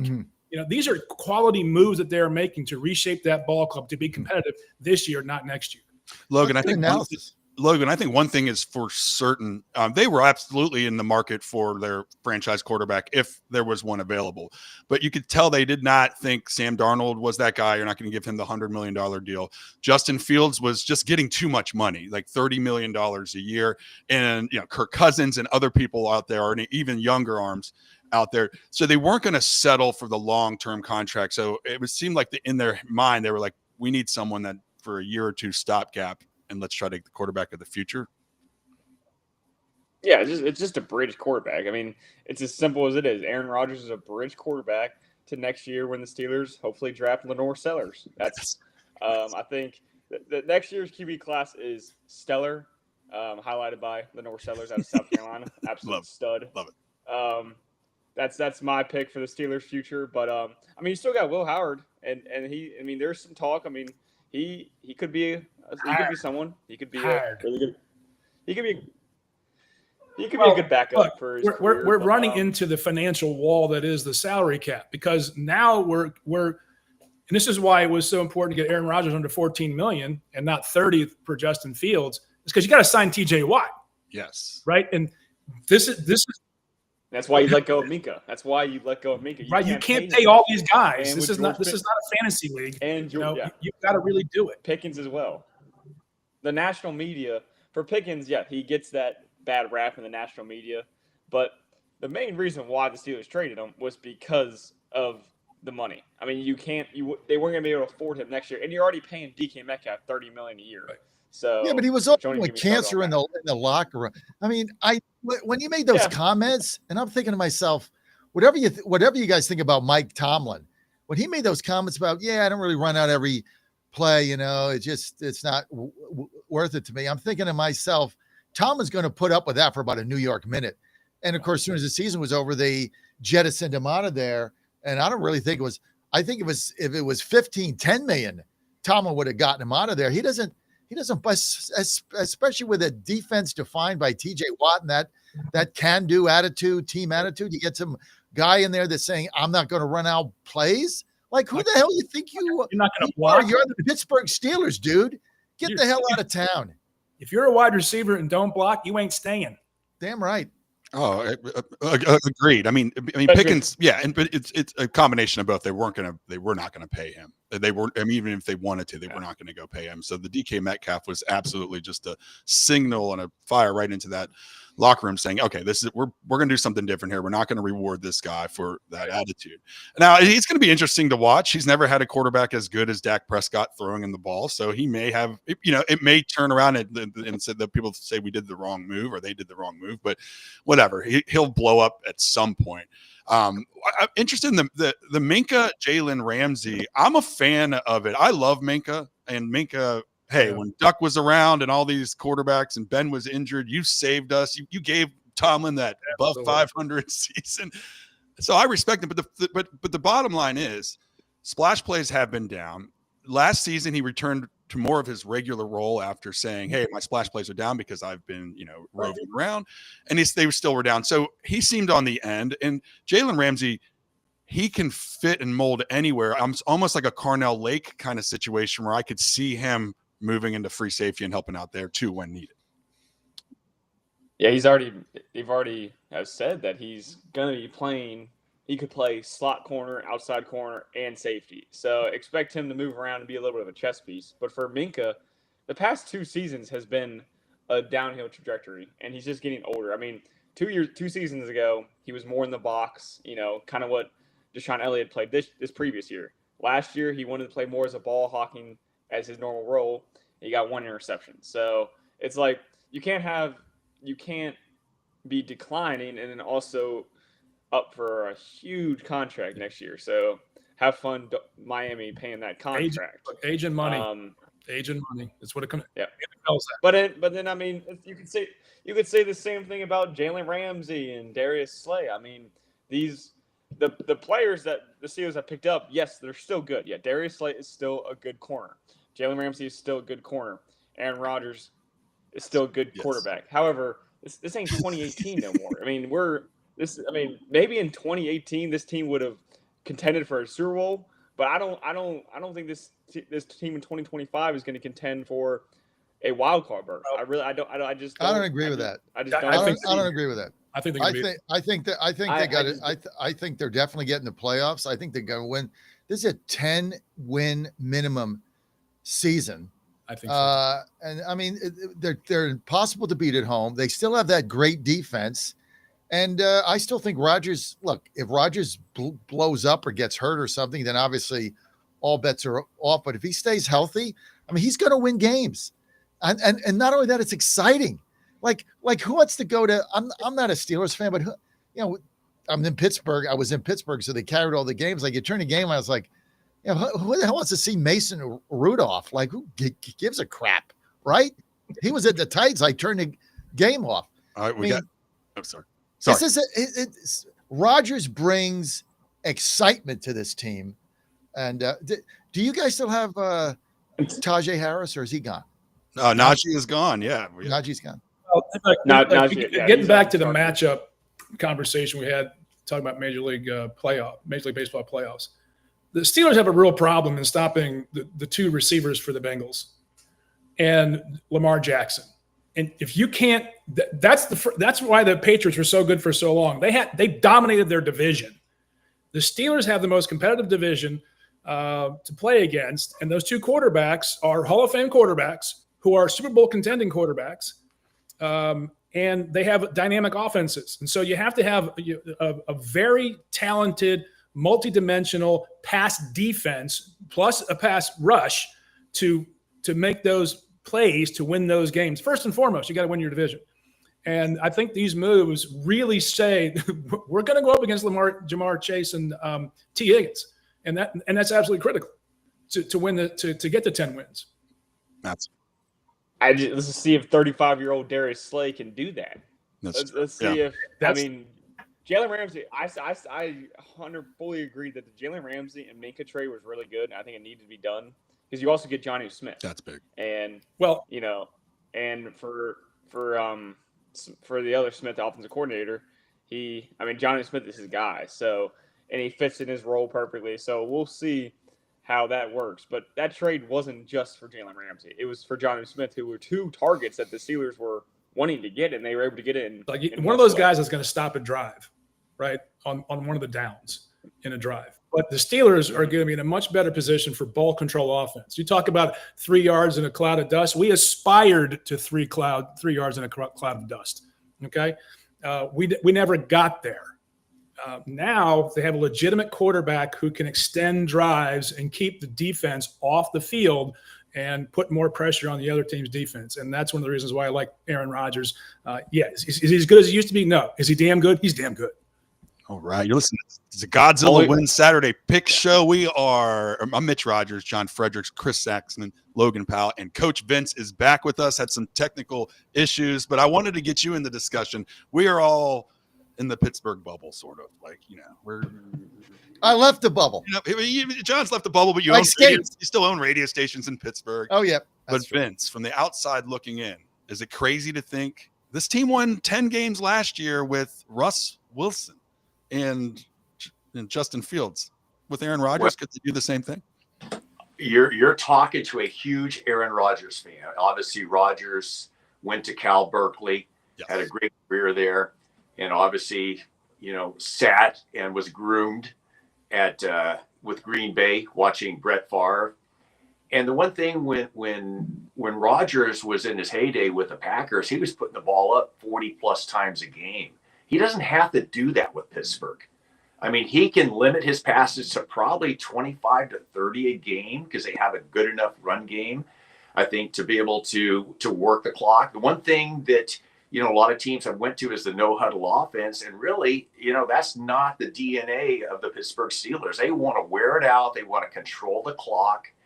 And obviously, the AFC North is a very tough division. There's no doubt about it.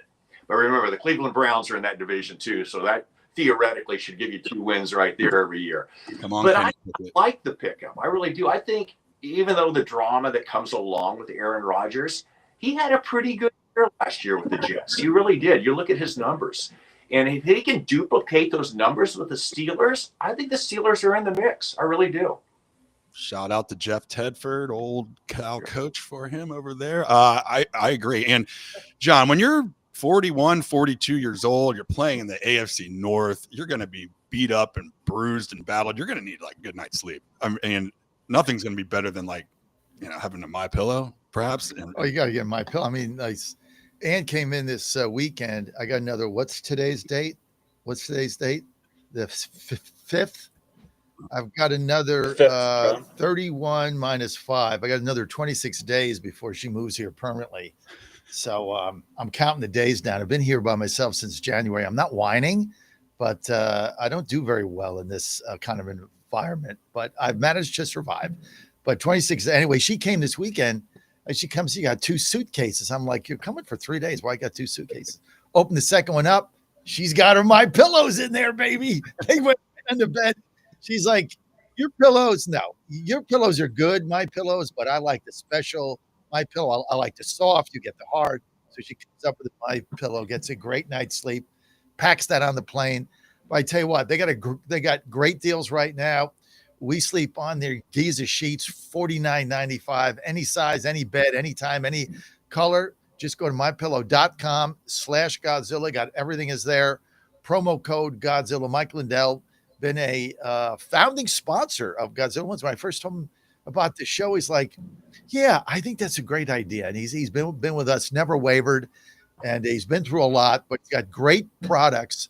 So just go to MyPillow. If you like our show, you got to support our sponsor. If you don't have the slippers, you're like depriving yourself of one of the. I got them on right now doing my show. I just got my slippers on, right? They're so comfy. As soon as I get up, I put them on, put in my make a part of my 1775 coffee, which I did today. Got it right here. Brought it in a thermos to the studio. Just go to mypillow.com.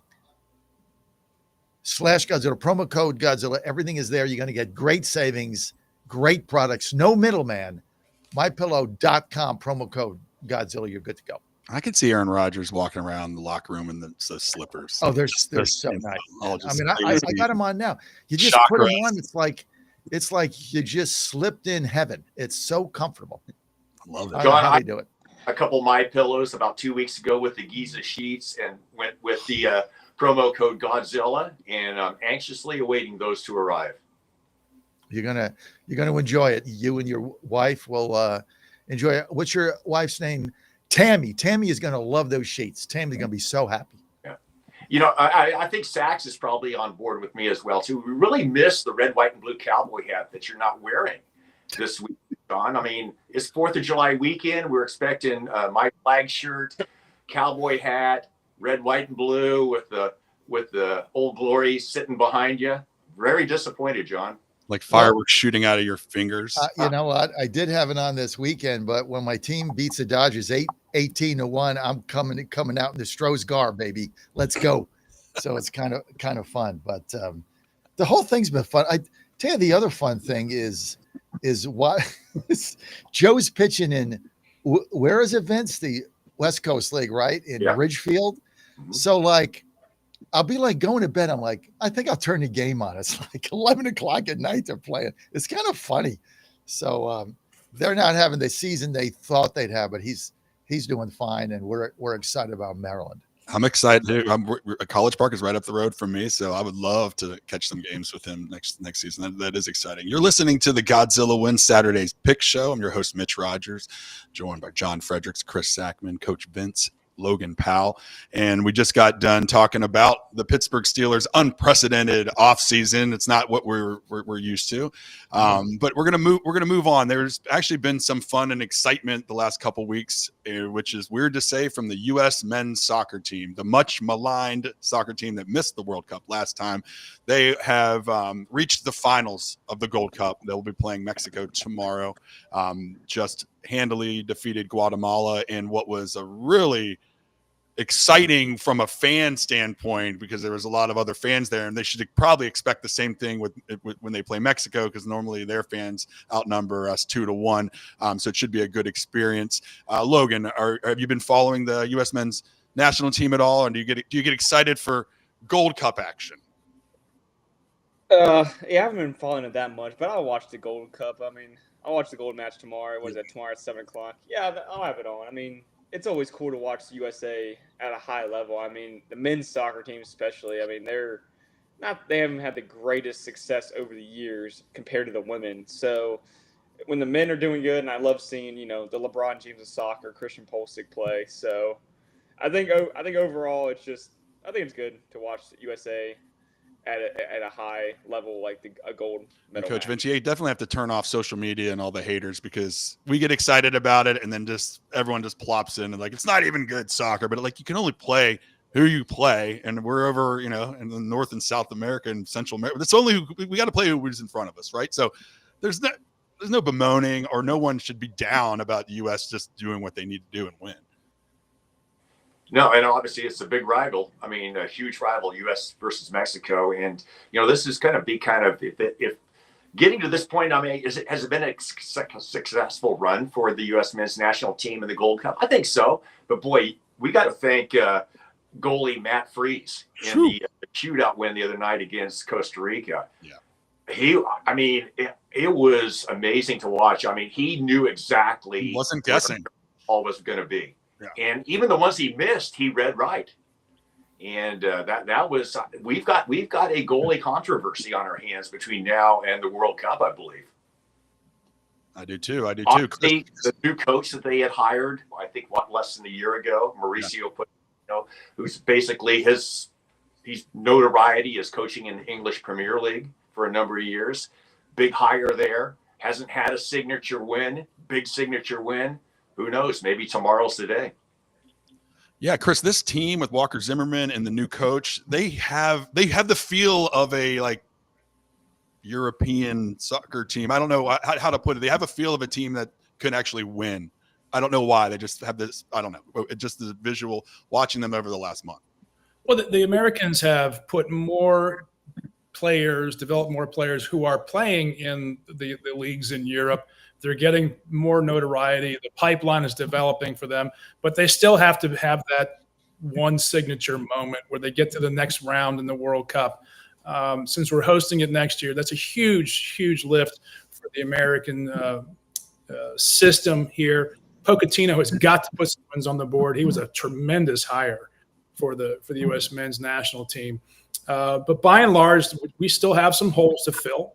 They're obvious when you watch the games. And hopefully we'll beat Mexico. And I think it's in Houston tomorrow night, 7 o'clock. So it's a big game. Big game. And Mexico's our arch rival in soccer. And that's going to be a great match. The shout out to that goalkeeper against Costa Rica in the shutout in the penalty kicks. But we're getting there. We just don't have the depth of talent developed that other teams and other countries have because our best athletes don't play the game.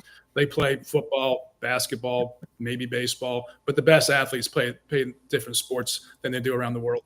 And I think it was like Pat McAfee show. Pat McAfee was an insanely good soccer player. He had gotten recruited more, but he said the only way to make money, I would have to go to Europe. And he's like, I said, I became a punter and a field goal kicker, and that was my path.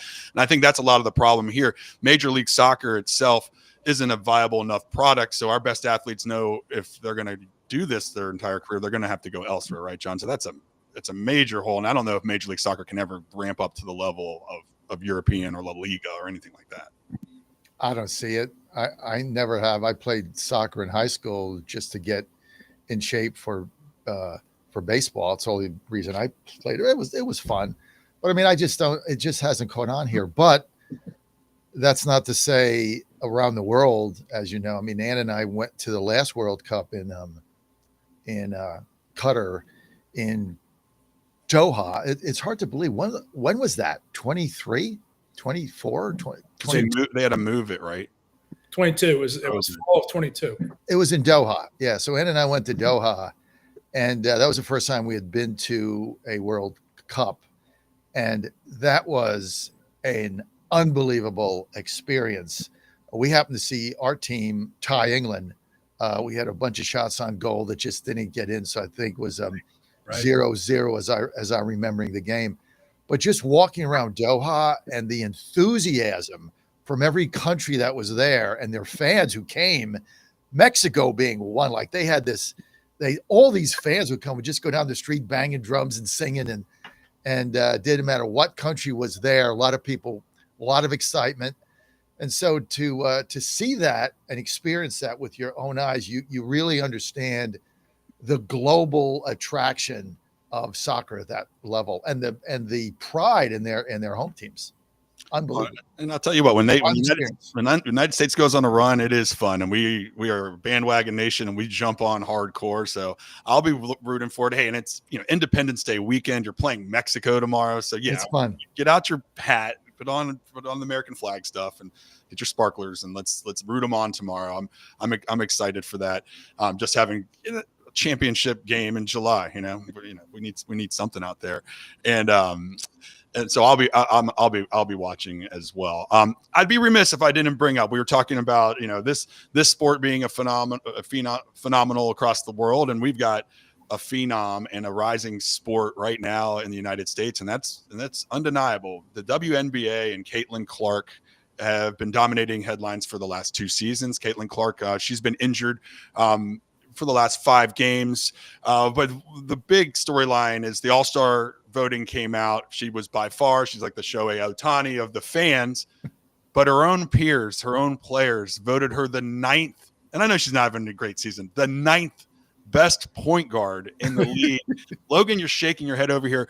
Why does this league just want to eviscerate themselves? And she could go sponsor with Nike and start her own league if she wanted to. What are they doing, cannibalizing themselves? I don't understand how a league who was failing every single year, a woman comes in and instantly saves the league. Now, yes, that freshman class, that rookie class was really good. You had her, you had Angel Reese. So I mean, you had multiple girls that were high profile names that you never saw that in women's basketball. You never saw really high profile. I mean, you had a few Candace Parker, a few throughout the years, but I just don't understand a league, and really it's players that are just dead set on just killing the best thing they have going for them in a media wise. I mean, I don't get it. I mean, she is one of the best players in the league. She's certainly not the ninth best point guard in the league. I think both the coaches and the media both put her in as number one. It's really just the players. They're just hating. They're literally D1 hating right now on the number one thing that has happened to their league. The most profitable media person to come into their league, and they're just. I think it's just jealousy and John, it's a hard topic to bring up, especially if it's just a regular sports show, because there's so much nuance. There is so much race, and there's just stuff involved with what's happening right now. So to be able to have a real conversation about it, you have to get into some difficult topics here. But ninth best is just insane. So it cements whatever. So people are like, no, that's not the real feeling around the league. It's just a couple fouls, hard fouls. Get over it. They're just playing.